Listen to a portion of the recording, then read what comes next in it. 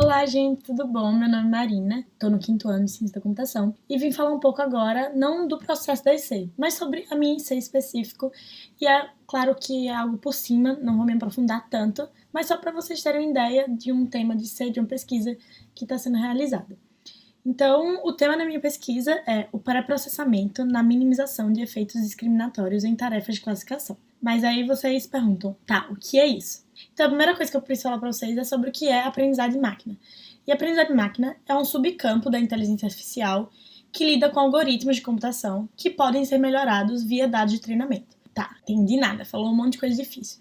Mas, basicamente, é uma área que foca em dar dados, o computador, então, para a máquina, para o modelo, que ele aprenda a resolver um problema com base nesses dados. É, por exemplo, dar dados de cachorros e gatos, e aí ele vai entendendo o que é um cachorro, o que é um gato, e a partir de um problema de, tipo, encontrar se isso é um cachorro ou um gato, ele já sabe resolver, porque a gente já deu dados e ele aprendeu com esses dados. Então é um pouco diferente do processo normal que a gente está acostumado, que é, por exemplo, a gente dizer exatamente o que o computador tem que fazer.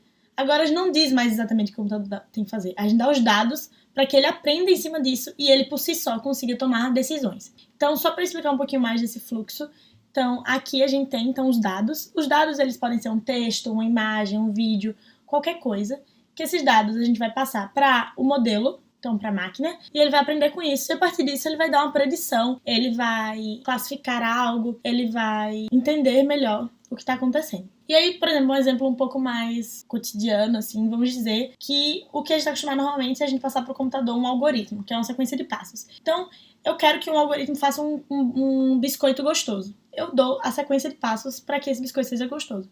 Mas imagina que nem eu sei o que é um biscoito gostoso. Eu posso passar para a máquina vários dados dos ingredientes que tem no biscoito e dizendo se esse biscoito é gostoso ou não. E a nota que esse biscoito recebeu. E a partir disso ele vai melhorando a receita, por exemplo. Ele vai entendendo os ingredientes que mais agradam as pessoas, ao invés de passar exatamente qual é o melhor biscoito. Então assim a gente consegue que o computador tome decisões pra gente. E é algo que pode ser muito utilizado no dia a dia e que é muito utilizado. Então cada vez mais o uso de aprendizagem de máquina em problemas de cotidiano está sendo abordado. Mas aí vem um problema. Qual é o problema?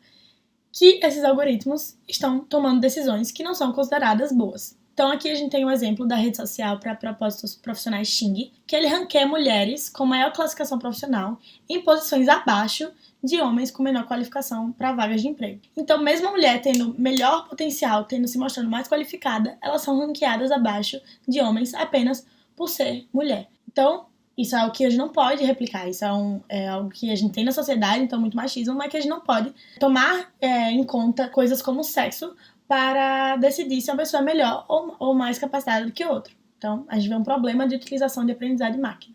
Outro problema que eu considero mais grave é o exemplo da Compass, que basicamente esse sistema ele é usado como auxílio de tomada de decisão em várias cortes dos estados estadunidenses. Então, para saber se a pessoa tem chance de ser reincidente criminal ou não. E a gente vê que para pessoas negras, ele tem um número de falso positivo muito maior do que para pessoas brancas. E aí, o que seria o falso positivo? Então, ele falsamente, ele erroneamente classifica como essa pessoa tendo muita chance de ter reincidência criminal só porque é negra quando comparada com brancos. E aqui a gente tem um exemplo. Então aqui a gente tem esse Dylan, uma pessoa branca, ele apresenta como low risk, então o modelo preveu que ele tinha baixo risco de ser reincidente criminal, e ele sim foi, mas novamente encontrado 3 vezes com drogas. E o caso do Bernard Parker, que ele foi preso por um assalto sem violência, e ele foi classificado como alto risco de reincidência criminal, e quando a gente foi ver, ele não cometeu nenhuma reincidência.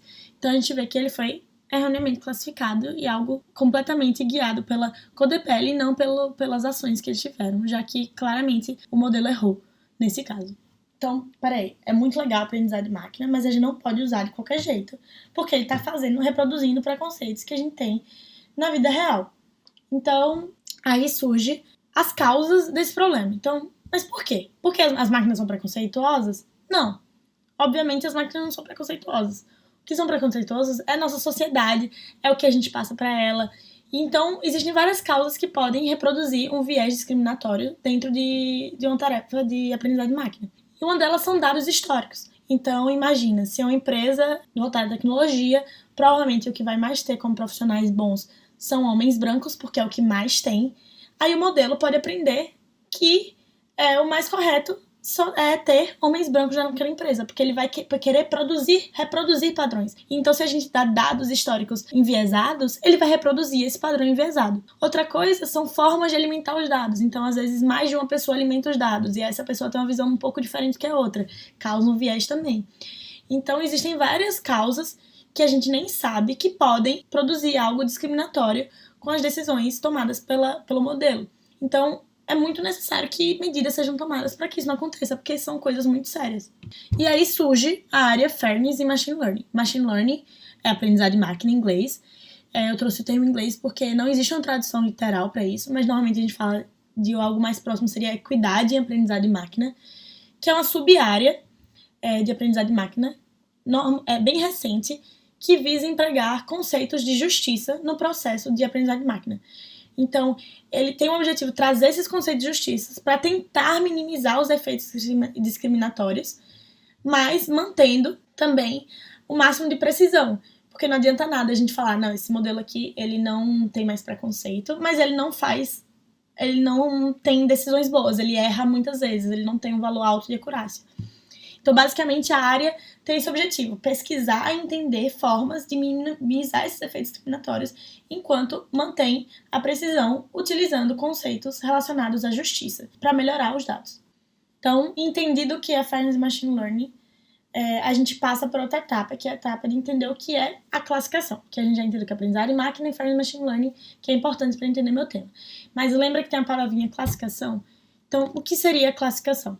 Classificação é uma tarefa de aprendizado de máquina que tem o objetivo de dados rotulados, você prever o rótulo para novos dados. Então, por exemplo, aqui a gente tem uma ideia de uma tabela com altura, cor, animal. Então, a gente tem, por exemplo, 4 metros, cor amarela, então provavelmente é uma girafa, 24 metros, azul, uma baleia. E aí eu tenho um dado novo, um dado de 3,8 metros, amarelo. Qual provavelmente seria a decisão que o modelo tomaria? Seria classificar como uma girafa. Isso é um exemplo clássico de tarefa de classificação. Então, a gente dá uma série de exemplos, a gente diz rótulos para eles, e ela vai ter novos exemplos, e ele vai ter que encaixar esses rótulos já conhecidos como os rótulos de cada exemplo. Então, basicamente, isso é uma tarefa de classificação. Aqui a gente também tem um exemplo, tipo, um e-mail. Então, a gente classifica se esse e-mail ele é spam ou ele não é spam. Então, tudo isso são tarefas de classificação. E é considerado um aprendizado supervisionado porque a gente tem os rótulos. Então, tem outras tarefas que é tipo, você dá umas características, ele tem que prever um rótulo para isso. No nosso caso, não. Já existem os rótulos pré-existentes, a gente só tem que encaixar em um deles. Então, por isso é considerado um aprendizado supervisionado. Então, entendido o que é classificação.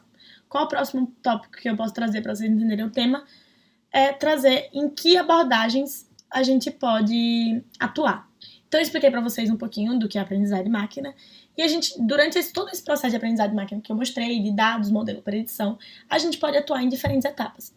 A primeira etapa que a gente pode atuar é o pré-processamento. Então, seria essa etapa antes dos dados serem utilizados para aprender. Então, a gente pega os dados, a gente pré-processa eles para que eles já entrem no modelo de uma forma diferente. E quando a gente está tratando de Fairness e Machine Learning, nosso objetivo é pegar os dados e transformar eles de uma forma que minimize o viés. Para quando esses dados entrarem no modelo, eles não serem mais enviesados, ou pelo menos eles terem menor viés, para que o modelo tome decisões mais justas. Outra forma também é atuando na etapa em processamento. Então, seria durante o aprendizado. Então, pensando durante esse aprendizado, restrições que a gente passa para o modelo, ou funções, para que ele acabe não criando essa disparidade entre grupos. Ou mesmo a gente pode atuar depois. Então, a gente dá os dados para o modelo aprende, gera resultados, e a gente trata esses resultados para que eles sejam mais justos. Então, a gente tem a etapa de pré-processamento, em processamento e pós-processamento. Aí vem a questão toda. Qual eu vou escolher? A gente escolheu para essa iniciação científica as etapas de pré-processamento. E aí, por quê? A gente escolheu essa etapa porque a gente pode tratar ela antes de entrar no classificador, então a gente não precisa mudar o classificador, que às vezes é um pouco mais complicado. Além disso, como é antes, a gente pode utilizar para diferentes tarefas. Às vezes a gente não quer fazer uma classificação, a gente quer fazer outra tarefa de aprendizagem de máquina, mas os dados, como eles já estão melhores, eles podem ser usados também. E também se a gente trata os dados antes, a gente às vezes não precisa passar para o modelo informações sensíveis para que ele nem considere usar.